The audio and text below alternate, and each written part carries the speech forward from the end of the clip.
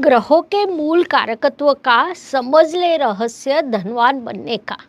नमस्कार, मैं astro गुरुमा doctor ज्योति जोशी आप सभी ज्योतिष प्रेमियों का आज के भाग में हार्दिक स्वागत करती हूँ। आज हम अत्यंत महत्वपूर्ण विषय पर वार्तालाप करने वाले हैं।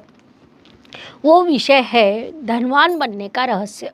केवल रात दिन परिश्रम करने के बाद क्या धनवान बना जा सकता है या इसके अलावा भी कुछ चीज़ें आवश्यक होती है?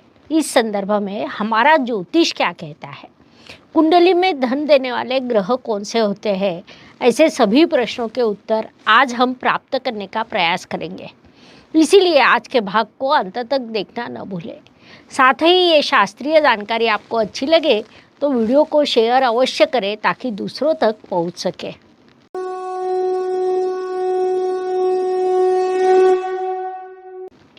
हम आसपास देखते हैं कि कुछ लोग बड़ा परिश्रम करते हैं, पूरा जीवन भर परिश्रम करते रहते हैं, लेकिन आवश्यक नहीं कि उनके पास पैसा हो। इसके विरुद्ध कुछ लोग अत्यंत शांति से अपना कार्य करते रहते हैं, उनके पास भरपूर पैसा होता है। पैसा, धन, ये चीज़ें क्या केवल परिश्रम पर निर्भर करती है? तो ज्योतिष उसका उत्तर देता है नहीं। पैसा आपकी मानसिकता पर, आपके दृष्टिकोण पर और आपके ग्रहों की स्थिति पर निर्भर करता है। ये चीज़ें तय करती है कि आपके जीवन की आर्थिक यात्रा कैसे रहेगी। ज्योतिष के अनुसार धनवान बनने का रहस्य क्या है, इस विषय को आज हम समझने वाले हैं। हमारे कुंडली में कुछ ग्रह धन देने वाले होते हैं, जैसे कि शुक्र, गुरु, बुध और चंद्रमा की स्थिति से धन की उपलब्धता तय होती है। जैसे हमें पता है कि शुक्र धन, संपत्ति, समृद्धि, ऐश्वर्य, सभी प्रकार के भौतिक सुख का कारक है, जिस कारण शुक्र पैसा देने वाला ग्रह माना जाता है। गुरु ज्ञान का कारक है।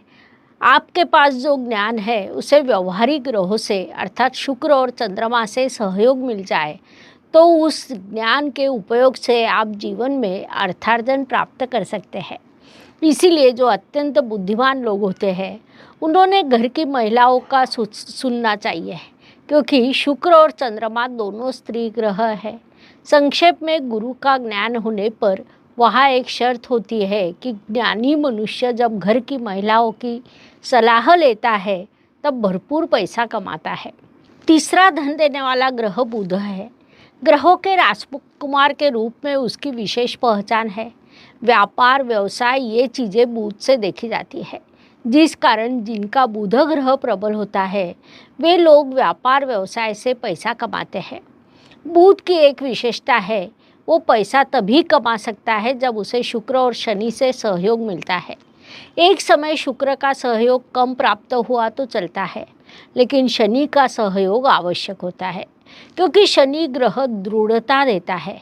व्यापार व्यवसाय में जब आप दृढ़ता से लगे रहते हैं, अधिक परिश्रम करते हैं, तभी आपको धन प्राप्त हो सकता है। इसीलिए कुंडली में बुध के साथ शनि के योग अच्छे हो तो भरपूर पैसा प्राप्त होता है। चौथा धन देने वाला ग्रह चंद्रमा है। मन के कारक के रूप में चंद्रमा की विशेष पहचान है। साथ ही प्रतिष्ठा, प्रसिद्धि के कारक के रूप में भी चंद्रमा को देखा जाता है। उसमें संवेदनशीलता है, इसीलिए जहाँ संवेदनशीलता से कार्य करना पड़ता है वहाँ धन प्राप्ति के लिए चंद्रमा का बल आवश्यक होता है।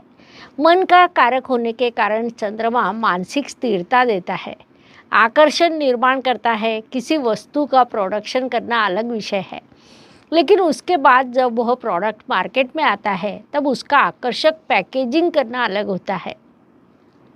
ग्राहक हो या ना हो, मानसिक स्थिरता रखना, दृढ़ता से निर्णय लेना चंद्रमा का कार्य है। इसीलिए कुंडली में चंद्रमा का बल अत्यंत महत्वपूर्ण माना जाता है। संक्षेप में शुक्र, गुरु, बुध और चंद्रमा ये चार ग्रह धन देने वाले माने जाते हैं। वे कुंडली के 2, 5, 9, 11 इन स्थानों में हो, उचित राशि में हो तो अत्यंत शुभ माने जाते हैं। यहाँ तक कि षष्ठ स्थान में भी अच्छे परिणाम देते हैं। ऐसा व्यक्ति पैसों के विषय में भाग्यवान होता है। कुंडली में चंद्रमा प्रबल हो तो ऐसे व्यक्ति का मन सकारात्मक एवं प्रबल होता है। ऐसे लोग किसी भी स्थिति में विचलित नहीं होते। उचित पद्धति से डील करना, उचित पद्धति से आर्थिक लाभ प्राप्त करना, उचित निर्णय लेना उन्हें आता है। इसके बाद बुध और गुरु ये बुद्धि और ज्ञान के कारक होते हैं। बुध ग्रह बुद्धिमत्ता देता है, संवाद कौशल्य देता है। उसमें शनिदेव की दृढ़ता का सहयोग मिल जाए तो ये लोग पैसा कमाते हैं। गुरु ग्रह दृष्टि देता है, ज्ञान देता है, विवेक देता है। उसमें स्त्री ग्रहों की अर्थात शुक्र और चंद्रमा का सहयोग मिलने पर वह अर्थ लाभ भी देता है। इसीलिए गुरु चंद्रमा गठबंधन को गजकेश्री योग कहा जाता है, क्योंकि गुरु का ज्ञान, गुरु की दृष्टि को कहीं न कहीं चंद्रमा की आवश्यकता होती है।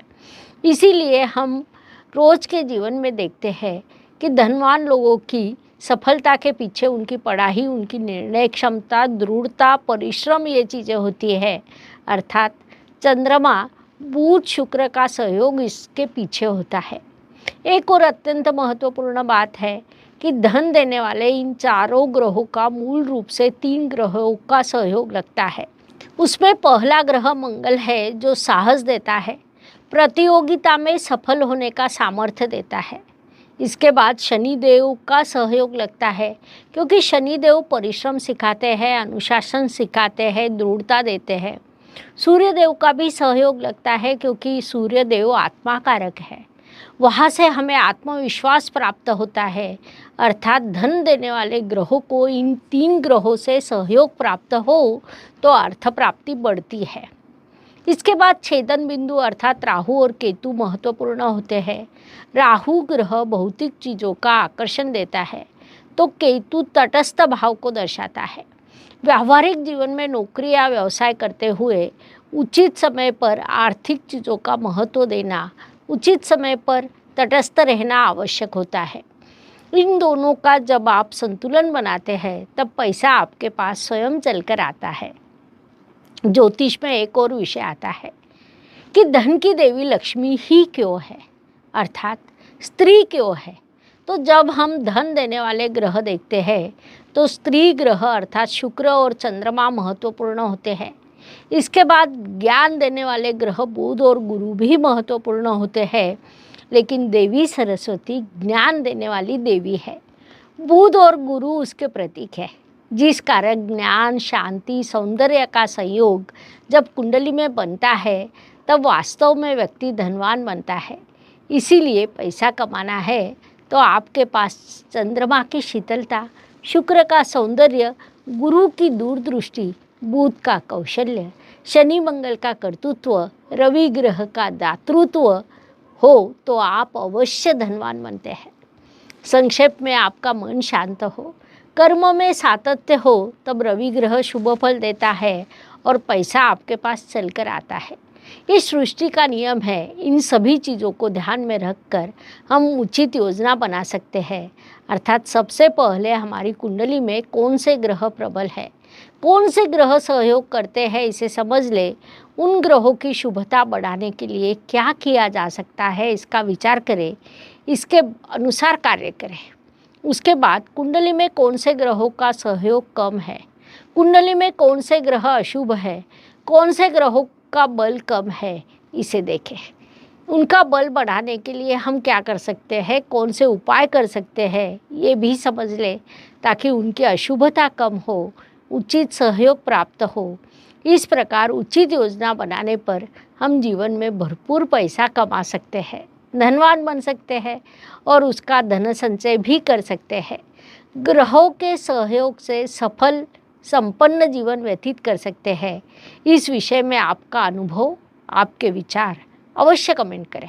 इसके जैसे जिस भी विषय पर आपको शास्त्रीय जानकारी प्राप्त करनी है वह हमें बताइए, उस पर हम वीडियो बनाने का अवश्य प्रयास करेंगे। इस प्रकार ये विषय स्पष्ट करने के लिए इतनी जानकारी पर्याप्त है। हम यही रुकते हैं। अगले भाग में ज्योतिष के नवीनतम जानकारी के साथ पुनश्च अवश्य मिलेंगे। जानकारी अच्छी लगे हो तो वीडियो को शेयर करना ना भूलें ताकि दूसरों तक पहुंच सके। धन्यवाद। शुभम भवतु। ज्योतिष का अध्ययन तथा शास्त्र की शास्त्रीय तरीके से पढ़ाई करने के लिए मेरी 2 किताबें प्रकाशित हो चुकी है, उनका अवश्य लाभ लीजिए। Please like, share and subscribe the channel और हाँ, बेल आइकॉन दबाना ना भूलें। धन्यवाद।